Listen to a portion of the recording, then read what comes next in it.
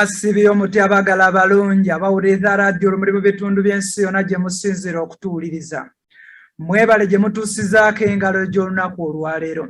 Olunaku olwaleero ennaku zome ziwedde ddala 20 tuli mu mwezi ogw'omunaana omwaka 2021. Kadde ka mawulire mu lulimi Oluganda ng'okugabasomera nze Ndabwike Brian kansooke n'ebikulu ebikoze ag'olunaku olwaleero oluvannyuma nkomewo nago mu bujjuvu bwago. Kooti munda mu ggwanga ery'e Rwanda eri mu kuwozesa Hero Paul Rusesabagina eyongezezaayo ennaku ez'okuwozesaako Hero nti kiti waakudda mu kooti mu mwezi ogw'omwenda nga 2. Ate bannansi b'eggwanga erya Rwanda abadde bagambibwa nti basibe wano munda mu ggwanga erya Uganda nga bano bawerera ddala 26 balambirira be basobodde okuddayo ewaabwe akawungeezi ak'eggulo. Ate yo gavumenti ya Rwanda etegezezza nga bwe bali mu nteekateeka ez'okurikrutinga abasomesa abawera ddala 9 kalambirira wali munda mu ggwanga erya Rwanda.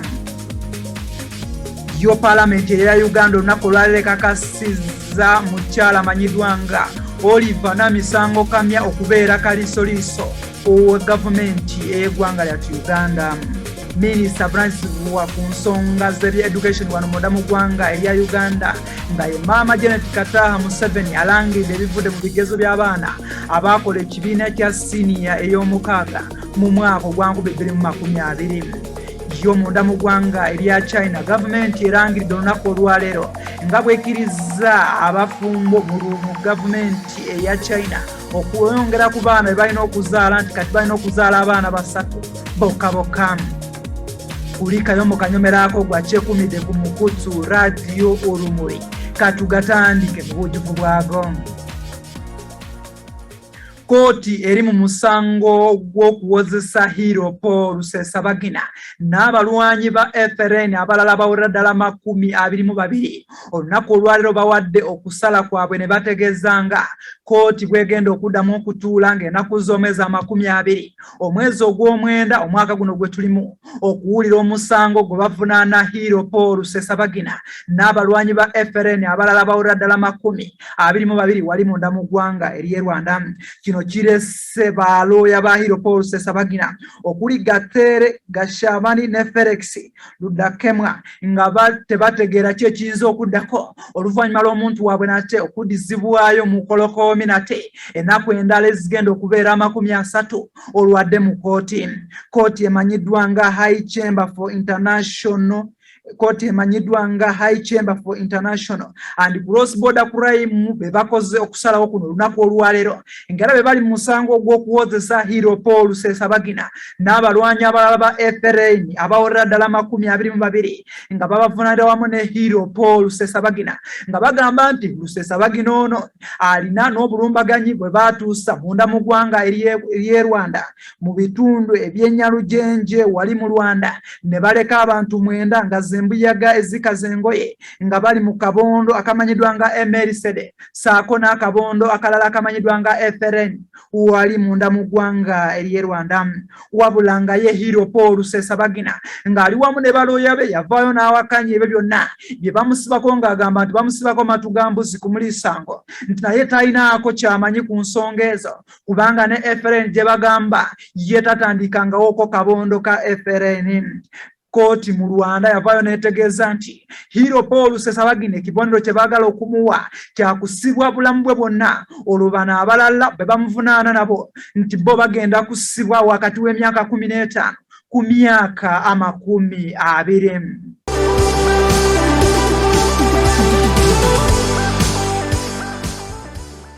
Ate bwe tubanga tuvuddeko kaogo agongera okuvaako mu Rwanda abannansi b'eggwanga ery'e Rwanda abalala bawerera ddala 26 balambirira abagambibwa nti babadde nga baasibibwa munda mu ggwanga erya Uganda basobodde okuteebwa ne baddayo ewaabwe munda mu ggwanga erya Rwanda.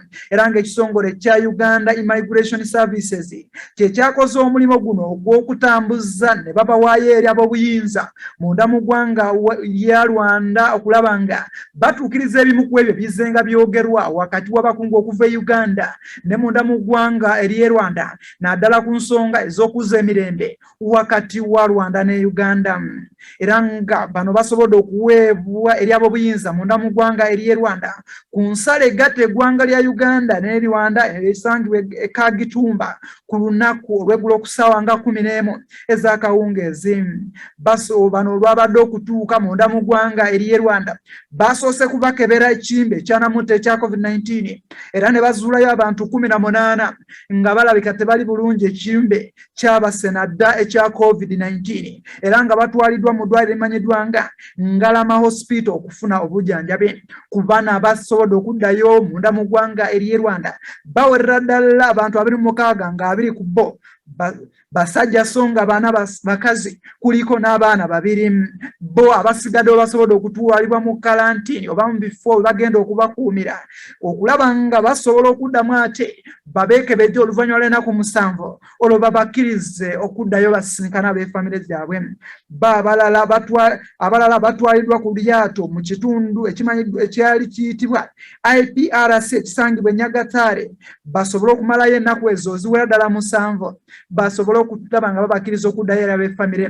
Kirajjukirwa nga Uganda okukola kino kyonna eri mu kugezaako okutuukiriza bye bazzenga boogerako okuzza emirembe wakati w'eggwanga erya Rwanda ssaako eggwanga erya Uganda nga bazaayo abanansi b'eggwanga erya Rwanda ewaabwe abagambibwa nti baali basibe wano munda mu ggwanga erya Uganda.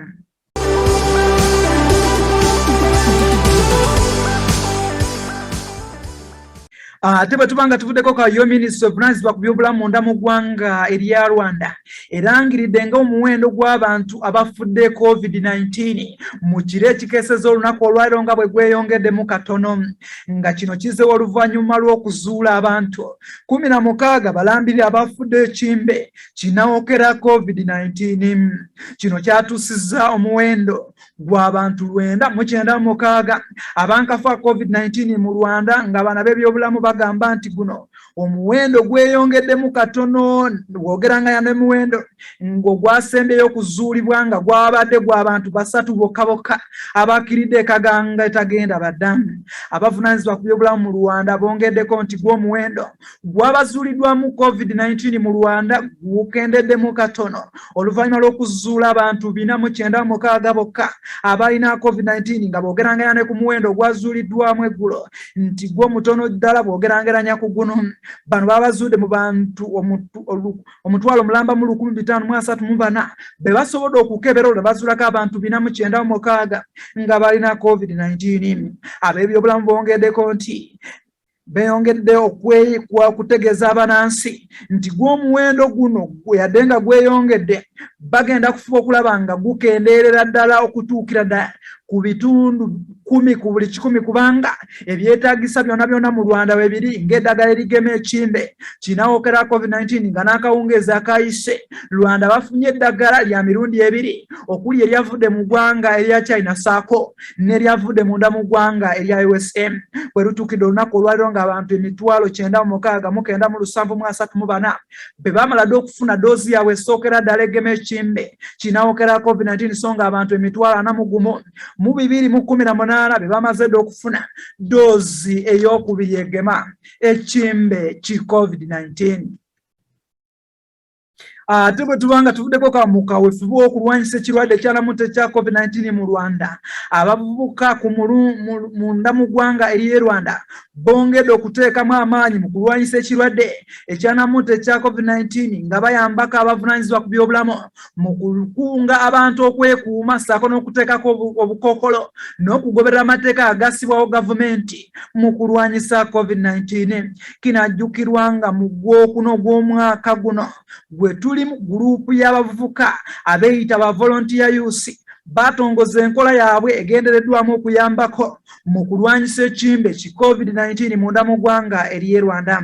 Era nga bwe lutuukidde olunaku olwaleero nga bano bamaze okutuuka mu bifo eby'enjawulo nga bakunga abantu ab'enjawulo mu ggwanga ery'e Rwanda, naddala nga mu bifo ng'amasinzizo, ebifo nga ebisanyukirwamu, obutale, okulaba nga bakunga abantu, okulaba nga beekuuma ekimbe ki COVID-19.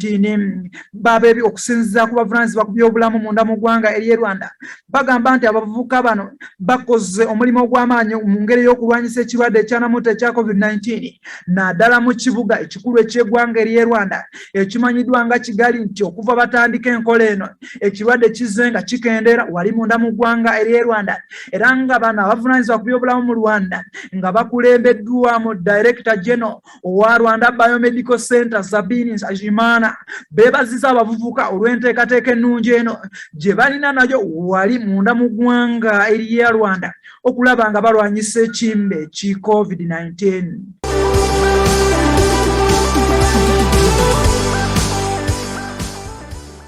Ate bwe tubanga tuvuddeko kayo gavumenti ya Rwanda etegezezza nga bwe bagenda okurikulutinga abasomesa abawulira ddala 9 kalambirira kiyambeko okutumbula ebyenjigiriza wali munda mu ggwanga ery'e Rwanda. Bino byonna byasanguziddwa abakungu okuva mu kitongole ekivunaanyizibwa ku byenjigiriza wali munda mu ggwanga ery'e Rwanda nga bwe bali mu nteekateeka ey'okulukulutinga abasomesa abawulira ddala 9 kalambirira abapya bayambeko okukendeeza omujjuzo ogulabika mu bibiina wali munda mu ggwanga erya Rwanda. Okusinziira ku Leon Mugenzi omukungu okuva mu Ministry eya Rwanda Education Board mu nteekateeka za career guidance ne counseling and development agamba nti plan gye balina yakulaba nga bayingiza abasomesa abawulira ddala 9 kalambirira nga bagenda kuyambako okulaba nga bakendeeza ku mujjuzo wali mu bibiina munda mu ggwanga ery'e Rwanda. Wabula ng'onagamba nti bano bagenda kufuba okulaba nga balonda abasomesa balina obumanyirivu era bamanyi okukola emirimu gyabwe abatali serugayaavu. Bano bagamba nti bagenda kulonda abasomesa saako n'abakulu b'amasomero okusinziira n'obwetaavu nga bwe bagenda okubeerawo. Ono ayogeddeko nti bw'ogerangeranya n'abaana abawandiisibwa mu mwaka guno bali 5,200 so nga omwaka oguwedde mu lusomo lwa 2029-2020 bawandiisa abaana bawera ddala 45,000 gyokka nga kino kiraga nti mu kaseera kano balina obwetaavu obw'amaanyi okulaba nga bafuna abasomesa saako n'abakulira amasomero ab'enjawulo wali munda mu ggwanga erya Rwanda.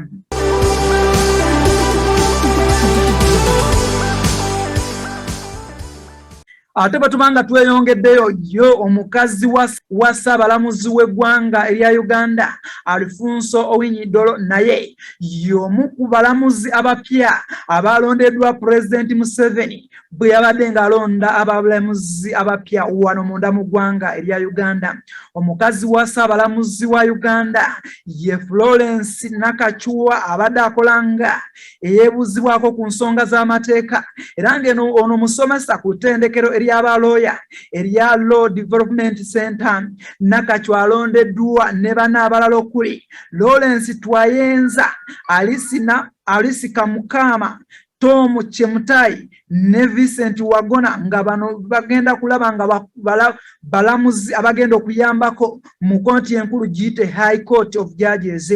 Bo abalamuzi abalondeddwa mu kooti ejulirwamu giyite Court of Appeal mu lulimi olusukansalo kuliku Eva Luswata Kavuma ne Christopher Gasirabake. Bano balondeddwa bano okulondebwa kiddiridde balooya abalamuzi Ssaabalamuzi okuvaayo n'ategeeza nga balooya bwe bali abatono saako n'abalamuzi okubeera abatono ennyo ng'agamba nti kino kyekiviiriddeko n'emisango mingi okulaba nga gikaddiwira mu makooti ag'enjawulo.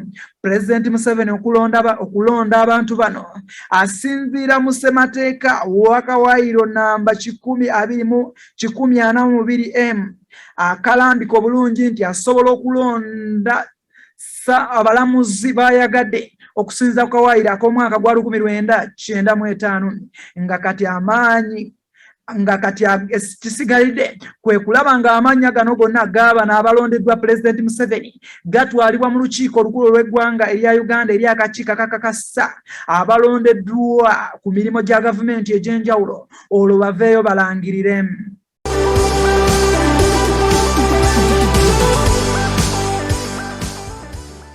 Ate bwetubanga tuvuddeko ka yo parliament y'eggwanga erya Uganda lunaku olwaleero ekakasiza omukyala Betty Olive Namusango Kamya ku kifo kya bwakalisoliiso owa gavumenti ey'eggwanga erya Uganda kinajjukirwanga mu mwezi ogw'omusanvu ng'ennaku z'omwezi 15 omwaka guno President Yoweri Kaguta Tibuhaburwa Museveni yalonda mukyala Betty Olive Namusango Kamya okubeera kalisoliiso wa gavumenti era ng'okuva olwo babadde nga balekera enteekateeka eri akakiiko ka paalamenti kasobole okukakasa Olive Namusango Kamya wabula ng'olwaleero kakakasizza Olive Namusango Kamya okubeera kalisoliiso we gavumenti y'eggwanga erya Uganda.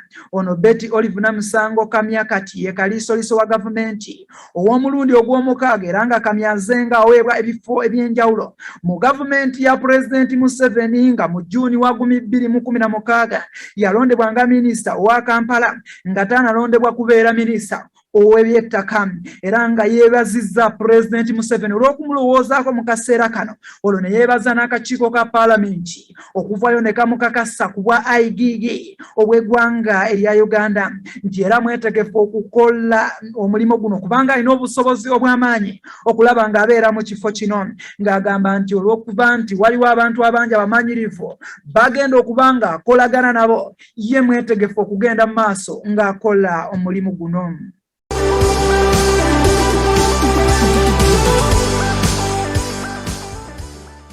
Ate bwetubanga tuvuddeko ka ye minisita avunaanyizibwa ku byenjigiriza wano munda mu ggwanga erya Uganda ng'ono si mulala ye maama Janet Kataha Museveni afulumizza ebigezo bya siniya ey'omukaaga ebyakolebwa ebyali eby'omwaka ogwa 2020. Omukolo guno gubadde mu maka g'obwa pulezidenti agasangibwa e Nakasero wano munda mu ggwanga erya Uganda mu kibuga Kampala. Mu ddoboozi ye ku nsonga eno maama Janet Kataha Museveni alina bingi byanyonyo ku nsonga eno.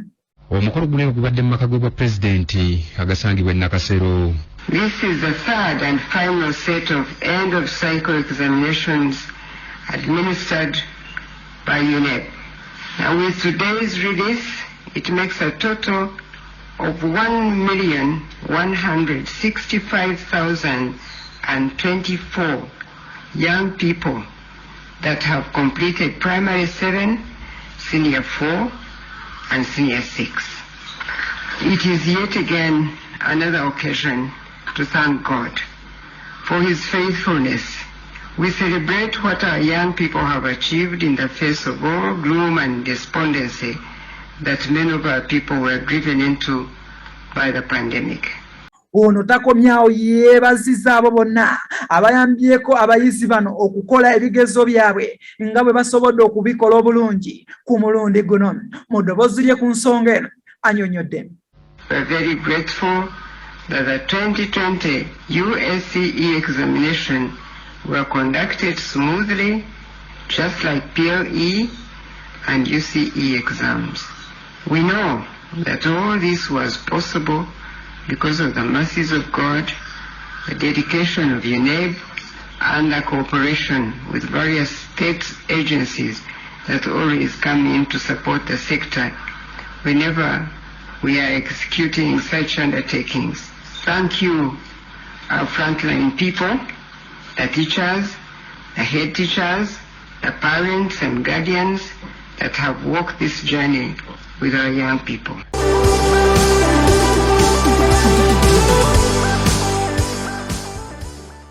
Mu ngeri y'emu ku mulundi guno gwo abaana ab'obuwala banywedde mu baana bwakendo mu bigezo bino ebirangiriddwa olunaku olwaleero ebyakamalizo ebyakolebwa mu mwaka guno ebyali eby'omwaka ogwa 2020 ng'abaana ab'obuwala ku mulundi guno bakoze bulungi nnyo okusingako abaana abalenzi. Bino Ssaabawandiisi w'ekitongole ekya UNEB omusajja mukulu amanyiddwa nga Daniel Odongo abitegeezezza eggwanga alina ku mukolo ogw'okufulumya ebigezo bino ku mukolo ogubadde mu maka ag'obwa pulezidenti agasangibwa e Nakasero wano mu kibuga Kampala. Mu ddoboozi lye ku nsonga eno Odongo annyonnyodde. We are comparing 2020, this exam between the two genders. So again, we have the principal level passes, the number of candidates, and the percentage, and the cumulative numbers, as well as the cumulative percentage. Female candidates, although they are fewer, performed better than their male counterparts did. The percentage passes at the upper levels of 3 principals and 2 principals are higher than those of the males, while the percentage passes at the lower levels and also the failure rate among the female candidates are lower than for the females. This indicates that if you take the percentages, the female candidates outshine the males this particular year. Omukulu ono takomyawo ategeezezza nti waliwo abaana bayite abayizi abalina obulemu ku mibiri gyabwe mu bitundu eby'enjawulo eby'eggwanga erya Uganda nti nabo basobodde okukolera ddala obulungi era nga bangi be banywedde mu banaakendo era nga mu ddoboozi lye ku nsonga eno annyonnyodde. The 4 categories which are most disadvantaged. The best blind candidate is Elijah Daniel from Iganga Senior Secondary School, who scored a perfect AAA in history, Christian religious education, and literature in English respectively, and obtained subsidiary passes in general paper and computer studies. This one has the maximum points of 20. The best dyslexic candidate is Akatambira Sifra from Bweranyanji Girls School, who has a BBB and also scored subsidiary passes in general paper and subsidiary mathematics. Namwaserina Marion from Mbale Progressive Secondary School is the best deaf candidate, who scored a C, E, and C and subsidiary passes in general paper and computer studies. Then Kaira Tessa Terra from Hilton High School in Mukono is the best physically handicapped candidate, who scored C, A, and C in mathematics, art, and building drawing respectively, and scored also subsidiary passes in general paper and computer studies. Kinajjukirwa nga ku mulundi guno abaana bawerera ddala 9,832 be beewandiisa okukola ebigezo bino ebyakolebwa mu mwaka guno ebyali eby'omwaka ogwa 2020.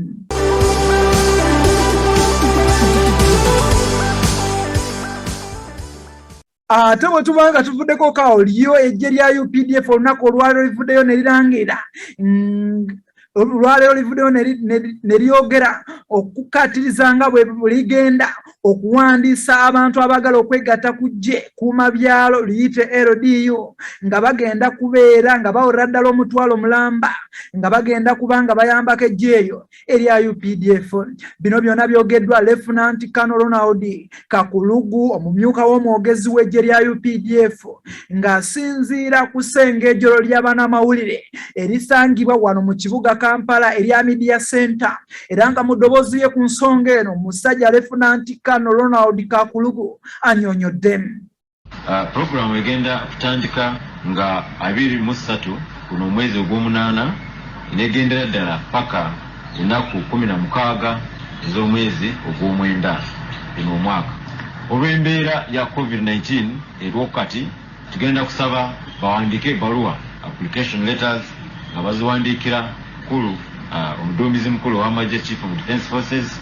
Ebbaluwa ezo basaana oziwandiika nga ziraga nationality yaabwe, emyaka, bye basoma, national ID oba endagamuntu, kopi yaayo ne kopi ez'ebiwandiiko by'amasomero mwe basomera. Zino ebbaluwa za kutwalibwa mu office za Resident District Commissioner mu buli district kuva nga 23 paka 27 guno omwezi ogw'omunaana. ono ayongedde n'akakasa obukwakulizo bulina okugobererwa bw'obanga ogenda kuwandiisibwa okwegatta ku ggye lino erya LDU okuyambako eggye lya UPDF mu kukola emirimu. Mu ddoboozi lye ku nsonga eyo annyonnyodde. Twagala abantu bano bonna babeere nga bannayuganda nga ba myaka wakati w'emyaka 18 n'29 nga basajja oba bakazi. Twetaaga nga babeere n'obulamu obulungi nga si balwadde kubanga tugendera bakebera tulabe nti basobola training yaffe n'okukola naffe. Twagala abasomye wakiri paka siniya eyokuna mu myaka 3 egy'emabega. Naye twagalako n'abo abalinamu certificates ez'obukugu especially mu mirimu egy'engalo nga abazimbe nga bapulamba nga bakapenta bwe bati ababazi kubanga bano nabo tubeetaaga nnyo mu puroguramu eno. Babeere n'ebbaluwa eziva mu ba LC1 chairpersons baabwe ne ba GISO.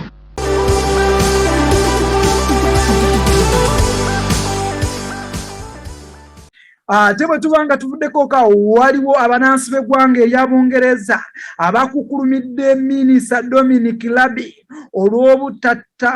olw'obutayamba bavunuzi ba nnimi ez'enjawulo ababadde nga bayambako eggye ly'eggwanga erya Bungereza nga bali mu ggwanga erya Afghanistan. Dominic Raab gavumenti yamulagira akubire minisita wa Afghanistan akola ku nsonga ez'ebweru ez'amawanga amalala, wabula Raab n'alagira omumyuka we amuyambeko asobole okukola ku nsonga eyo ekintu omumyuka we kyataatuukirizamu. Abali ku bibiina ebiri ku ludda oluvuganya gavumenti mu ggwanga erya Bungereza bagamba nti ono asaanye alekulire kubanga olunaku lwe yalina okukola ekikolwa kino ebifaananyi byafuluma ng'ali ku biiki ng'awujjaddemu.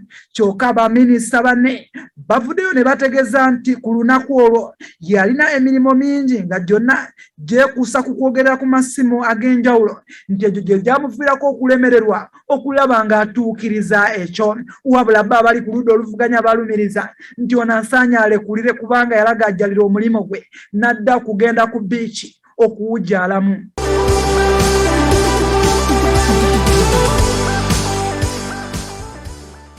Ate bwe tubanga tuvuddeko kawa agava mu ggwanga erya China, gavumenti ekkiriza mu butongole abaagalana okuzaala abaana 3 bokka n'ekigendererwa ky'okwongera ku bungi bw'abantu munda mu ggwanga erya China.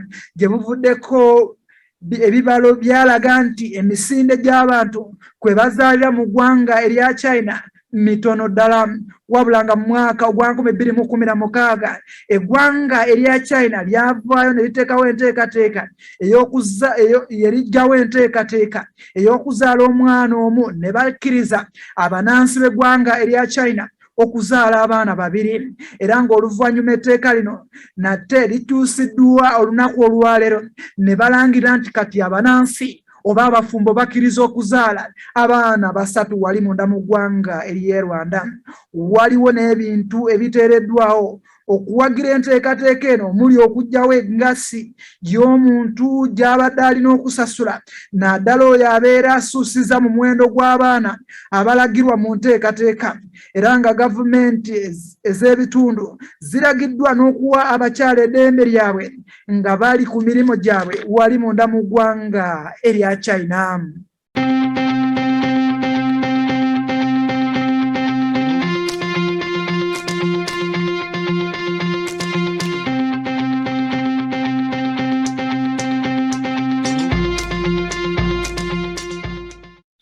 Ate bwe tubanga tumaliriza ne tugendako mu nsiike ey'emizannyo amampulire agavaako wali ku lukalu olwa Bulaaya nga ttiimu bwe giri mu kuwanyisaganya abasambi. Kyadaaki ttiimu eya Arsenal mu kwongera okugumizaamu ku ttiimu yaayo basobodde okukansa Musaayi Muto abadde akukyangira mu ttiimu eya Real Madrid, ng'ono si mulala ye Martin Odegaard, nga kinajjukirwa ng'ono abadde ku ttiimu eya Arsenal season ewedde nga yasamba emipiira 11 n'ateba goolo emu n'ennyamba 2. Kooki wa Arsenal asobodde okukakasa olunaku olwaleero nga bwe bamaze okukansa Martin Odegaard ku bukadde bwa paundi ya 30.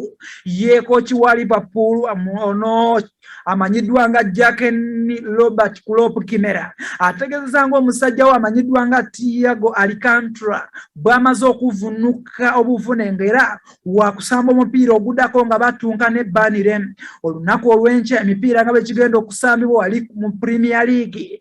Ttiimu ya Liverpool egenda kusookawo mu nsiike ng'ekyaza ttiimu ya Burnley ku ssaawa 8 ez'akawungeezi. Yo Aston Villa egenda kubeera mu nsiike ne Newcastle. Crystal Palace mbalagane bukanzu ne Brentford eno eyankamala okukuba Arsenal.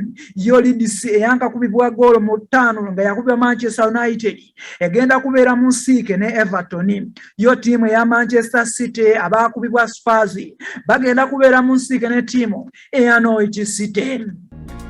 Bannaffe ag'essaawa eno obwegatto bwe gabadde mwebala okumpuliriza n'okuwuliza ekitangaala nga era radio Olumuli. Mbasaba musigale ku kitangaala kubanga kitatangaza lenyi nga kisembeza gye muli. Mukama abankuumire mubeere bulungi era mweraba.